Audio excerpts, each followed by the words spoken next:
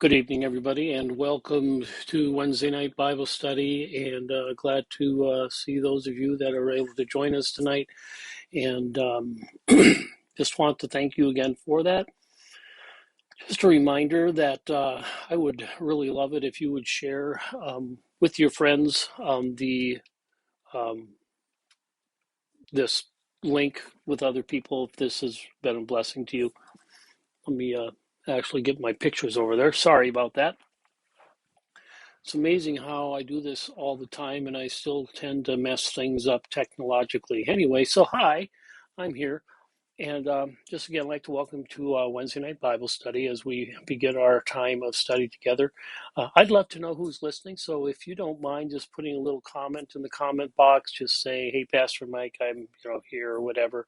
And also, like I said, while I was still in the darkness, if you wouldn't mind sharing with your friends these links if these Bible studies have been important to you at all. Also, just like to thank you for joining us, whether you're on the Zion side or the Built with Grace side, for joining us tonight. Tonight, we're going to continue our study in the Old Testament, and just a reminder, I want to put that up to you again because that is, to me, one of the most profound examples that I have of the importance of seeing the Bible fitting together. And I'll be honest with you, I've gotten a couple of comments from people that have watched this. I don't even know who they are, excuse me, that have said, well, you realize that what you're telling me is not true because the Bible doesn't interact with each other.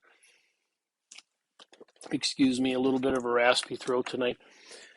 And I think this chart says it all. Just a reminder, each of those half circle lines are lines connecting Old Testament with New Testament, and the small lines on the bottom, which you probably can't see a lot on this picture, but those lines show the number of verses where there's references to Jesus in the Old and New Testament. And that's really the reason for our study.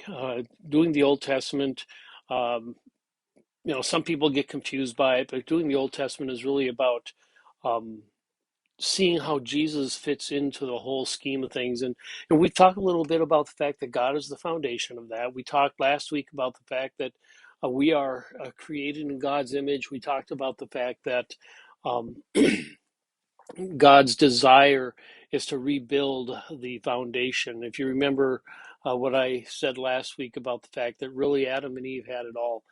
They were in a situation that to me is very similar to the Garden of Eden and or to heaven rather, and they blew it and they got kicked out of the garden, and the rest, so to speak, is history. But before we get into the rest of Genesis, because if you remember, I told you that Genesis is, to me, if we're going to spend, this is our last week in Genesis, but we are spending 3 weeks in Genesis, and even though it's the first book in the Bible, it's really interesting to me because if you look at the book of Genesis, you can see the whole story of grace all wrapped up. We start out with God. We start out with his perfect creation, mankind. Mankind blows it. And the rest of the Bible really is about God's desire to show grace and to show deliverance.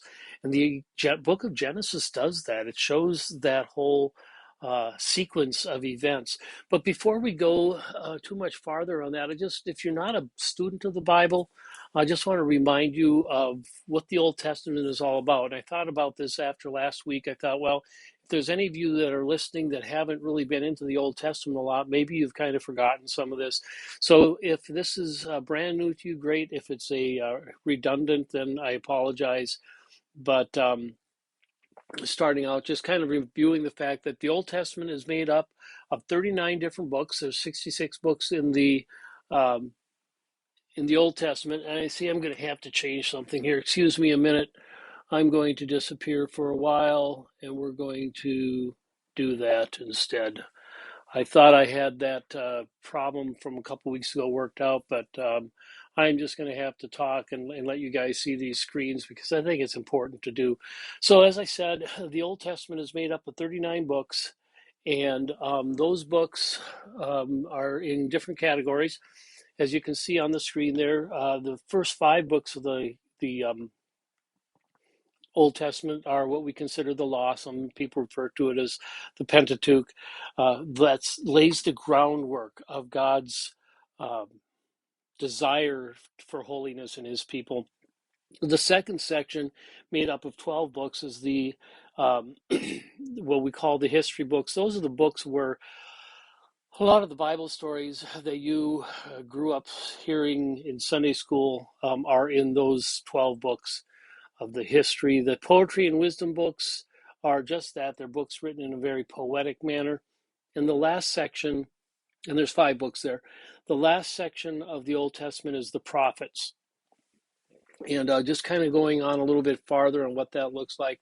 So as I said, the law, there's 5 books in the first 5 books of the Old Testament, rather, are the law.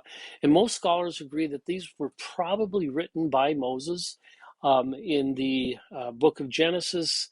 Obviously, he had revelation on how things happened, and he was able to put it into a book. One of the things that I think we need to realize when we're looking at the Bible, too, is the fact that how important stories were during that time period.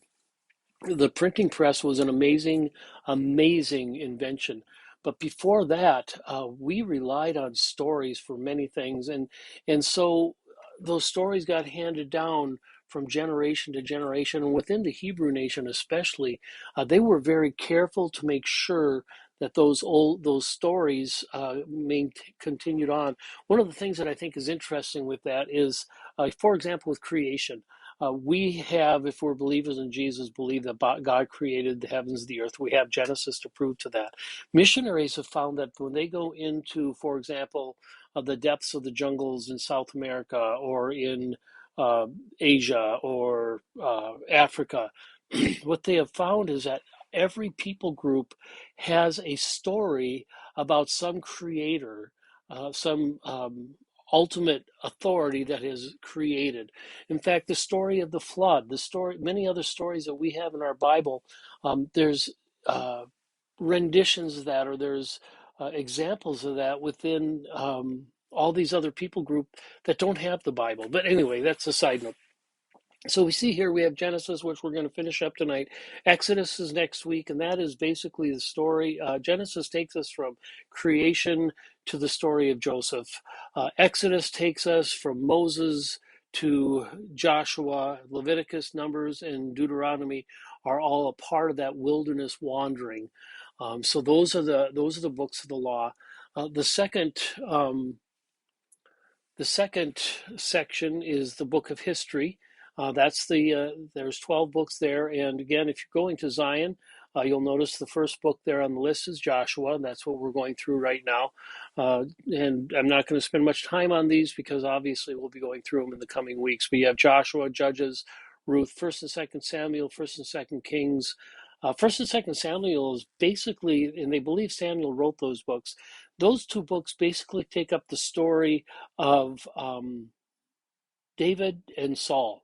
And so if you think of the story of David and Goliath and the shepherd boy David and all that, a lot of those are in 1st, 2nd Samuel. It talks about just the history of Israel. 1st and 2nd Kings and 1st and 2nd Chronicles talk about the time when Israel was in their land, talk about the different kings and all of the turmoil that went on with that. So there are going to be some interesting reads there. Ezra and Nehemiah and Esther are all books of history as well. Esther is an interesting book because Esther is a woman, and it's the only book in the entire Bible where God is not mentioned. You can read, as you read the book, and as we get there, we'll see glimpses of that, but we don't see actually God mentioned there. The next one are the poetry and wisdom books, and that's where Job comes in. And Job is the oldest book in the Bible, written. We don't know when, but it was very early in history. You have the book of Psalms, which was written by David and others, but mostly by David. Psalms is probably my favorite book in the entire world, in the entire Bible. Then you have Proverbs and Ecclesiastes and Song of Solomon.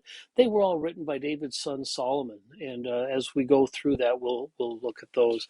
The last section of the Old Testament is possibly a major part of it, and that's the book of the prophets. The prophets were people that God sent into Israel to teach them what God was saying. They were sort of like priests, but not really.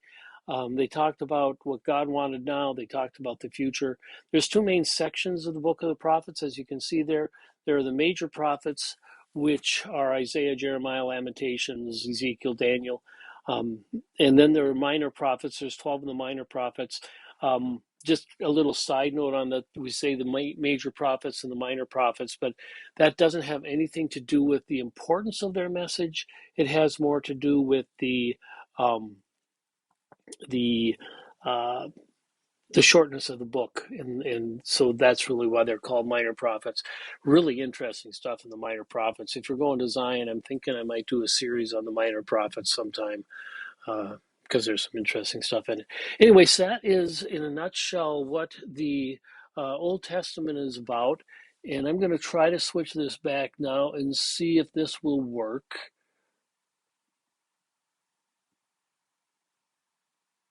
There. Hold on a minute. There we go. All right, that part worked okay. It's just for some reason when I do those other screens, they don't work.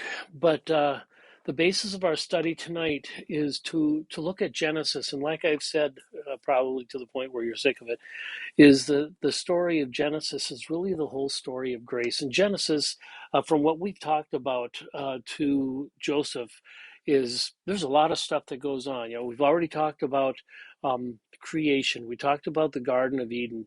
Um, that time period from Adam to Noah, um, there's not a lot said about that. But what we do know from what we've seen is that there was a time in which people were basically allowed to live, it seems like, allowed to live however. God had obviously had some place with them, but there wasn't a written law yet. And so people were really left to their own means. And I think we can see nowadays what happens when there are no when there's no ultimate truth, because that's kind of where they were at. The times of Noah, um, marriage was a joke. I mean, there was homosexual marriage, there was sex with animals, there was drunkenness. Um, the marital vows were nothing. I mean, it was a very evil time. And what's kind of weird about that is that God, or Jesus rather, in the book of Matthew, Matthew 24, he says at the end of the and during the, when the end of the world is close, you'll know it, because times will be like the times of Noah. In fact, it says, as in the times of Noah, so it will be here. And if you look around us right now, we see that. We see a total disregard for God. We see a total disregard for the Bible, a total disregard for the rules and regulations that he has. God is seen, if he's seen at all, is seen as an angry tyrant or as somebody that doesn't exist. Those of us who believe in Jesus are looked upon by society as being people that are weak-minded, psychotic, just a tremendous amount of attack. I've often wondered how bad things must have been in Noah's day, because right now I think they're pretty bad, and we haven't gotten there yet.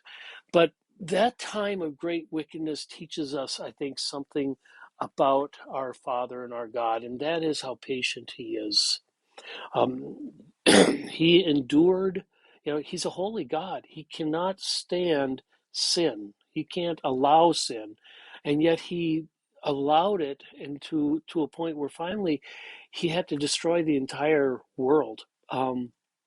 But there's another part of it I think that's really interesting, because there's all God, and hear this, God always has a remnant. Throughout history, we found that through the Israelites, we'll see when they go into exile, God had a remnant.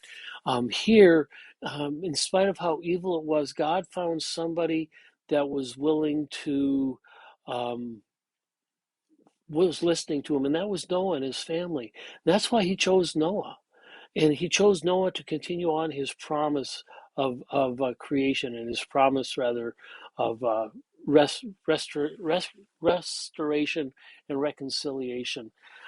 So it was a great time. It shows in the area of grace how God earnestly he puts up with everything.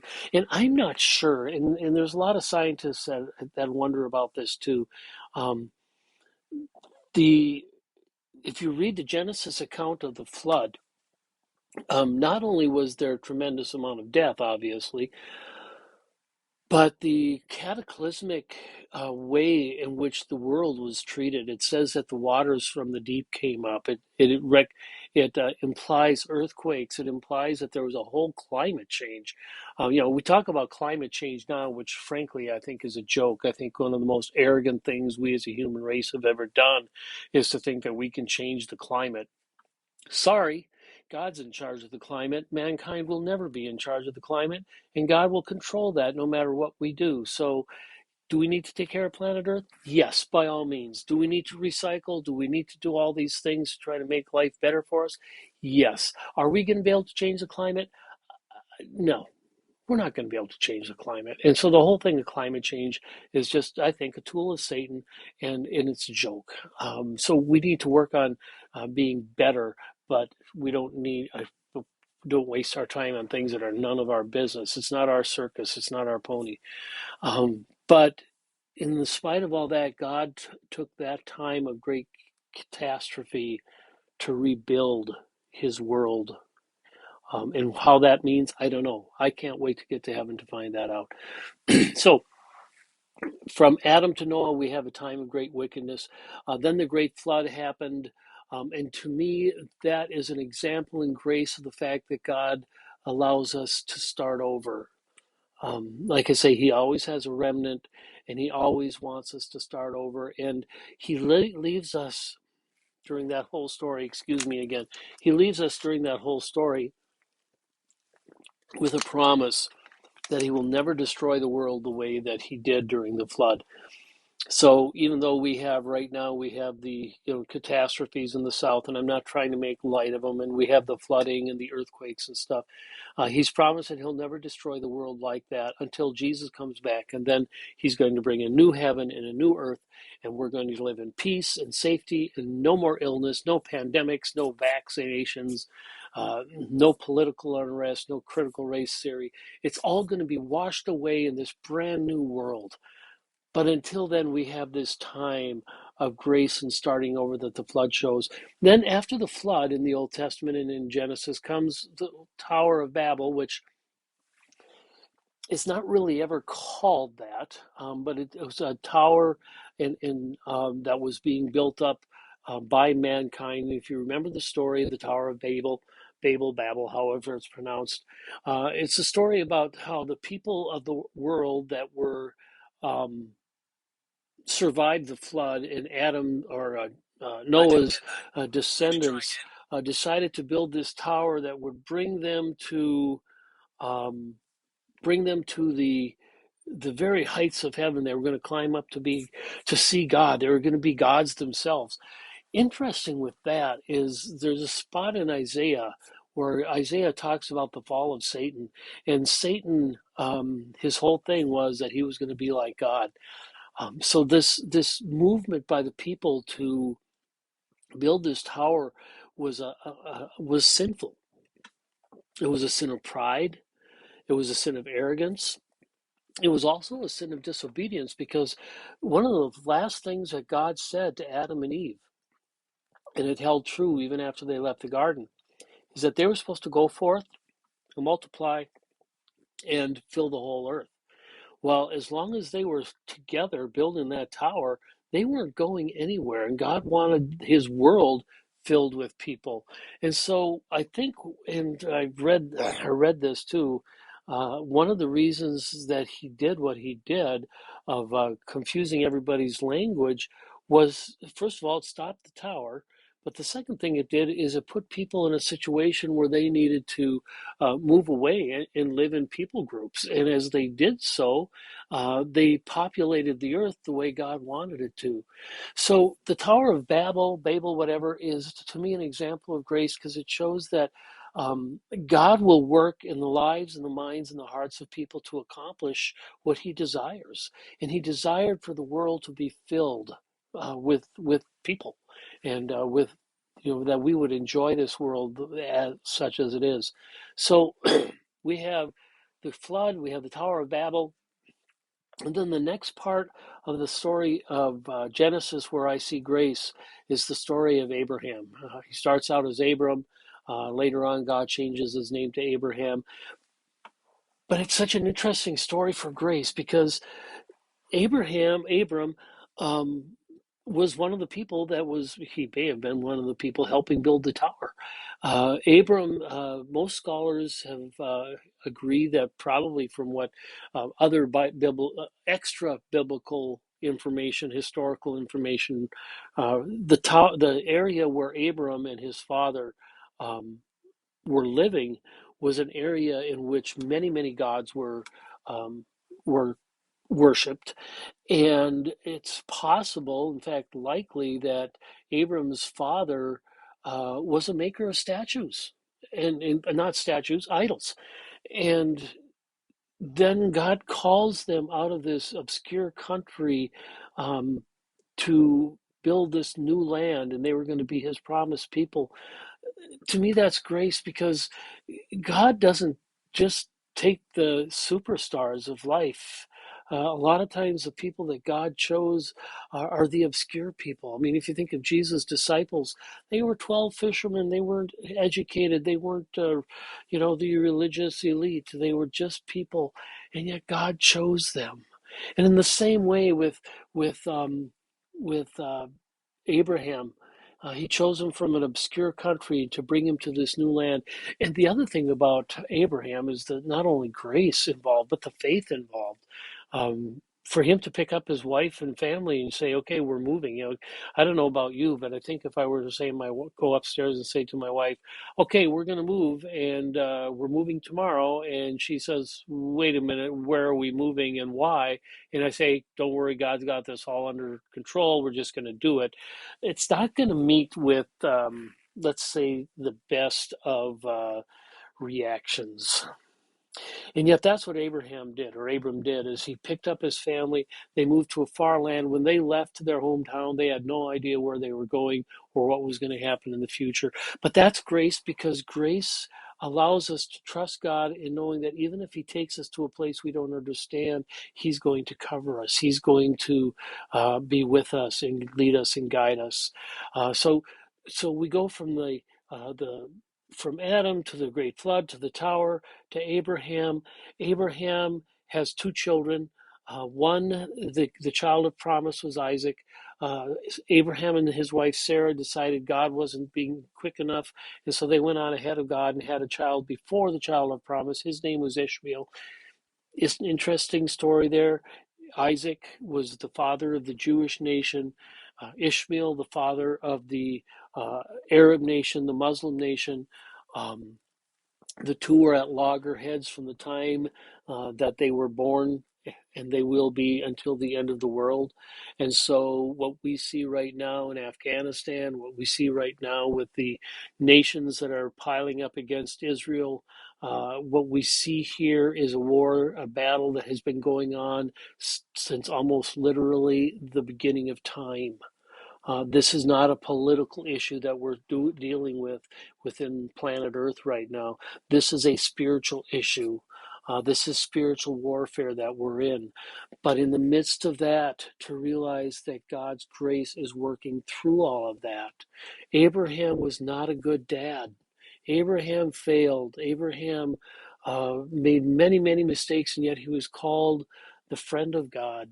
And there's one point, we call it the Abrahamic Covenant in theology. There's one point that's really kind of cool that shows grace in the story of Abraham. Um, in Again, excuse me, I don't know why my throat is so bad tonight.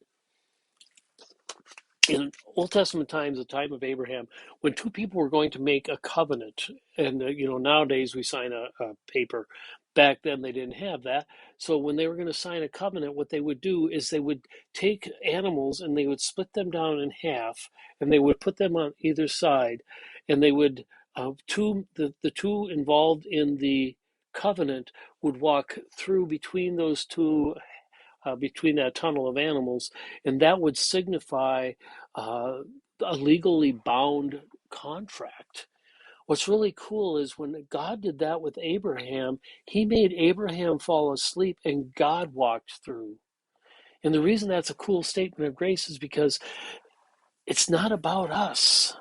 I know a lot of people right now that are struggling with their faith. They're struggling with, can God love me after XYZ? It's never been about us. It's never been about the things that we can do. And that story of grace is so evident in the story of the Abrahamic Covenant, where God promises that um, He will redeem us, and He will be the one to do it. Another thing that's kind of cool about the story of Abraham is you may remember from Sunday school the story of Abraham bringing his son Isaac up to the altar and getting ready to sacrifice him. Abraham's only son, and he was the child of promise, and God said, kill him. And Abraham took the knife, got ready to kill him, and God stopped him and provided a lamb. That story is a symbol of Jesus. God took his own son, and when he laid him on the altar and sacrificed him there, we call it a cross, a story of grace, God's love for us. Nothing we can do about it, nothing we can do to earn it, but it's God's grace to us. And then after that, and I'm running a little longer than I hoped tonight. Sorry about that. But after that, we have the story of Isaac having a son, having a couple of sons, but Jacob being the child of promise, or the son of Isaac, and became the father of Israel.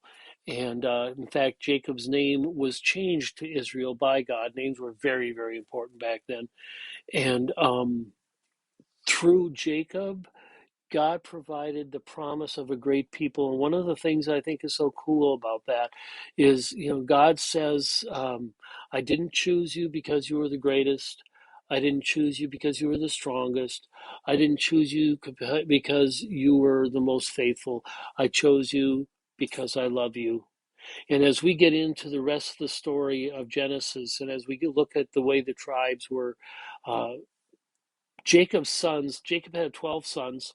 And if you do, I wish we could do a more in-depth study of this family, because it's probably the most dysfunctional family ever on the planet of Earth. And yet God takes that family, and it was those 12 kids, and they're fighting and they're arguing. Eventually, they sell Joseph into slavery, and you think, well, why did God do that? But God used Joseph to bring them, the rest of his family, down into Egypt the for safety because of the drought. What an amazing story of grace. And that's all just Genesis. God uses bad things for his good. And that's what Joseph said. One of the last things that Joseph said, recorded in the Bible, is when he said to his brothers who had abused him, what you did to me, you meant to do for evil, but God meant it for good. What a precious, precious story the story of Genesis is. Within that one book, the whole story of God's grace and redemption of mankind. Next week, we go into the book of Exodus. Thanks for joining tonight. I don't see any comments on here, so I'm not sure if anybody's watching it live or if it'll be later on. But we'll be getting this up on YouTube. For those of you that are watching, thank you for watching again. We'll be back next week. Every Wednesday night for the next several weeks, we will be looking into God's Word and looking at the Old Testament. So thanks for joining us tonight. Let's close in a word of prayer. Father, I am just amazed at your love. I'm amazed at the story of grace that we can see in Genesis, and how from the very beginning of time, you sought to rebuild a relationship that was lost. Thank you so much for that. I pray that you would help us as we go forth now to start the rest of the Old Testament, that you would help us in each and every session here to see Jesus. And I pray these things in your name. Amen. Hey, thanks for watching. Again, I would love to hear comments from you if you've been watching this either live or later on. To be honest with you, it helps me know if I'm even being heard. And it's kind of nice to be heard. So thanks for watching, everybody, and we'll see you next week. If you're a Zion person, of course, we'll see you Sunday morning. Thanks for watching, everybody.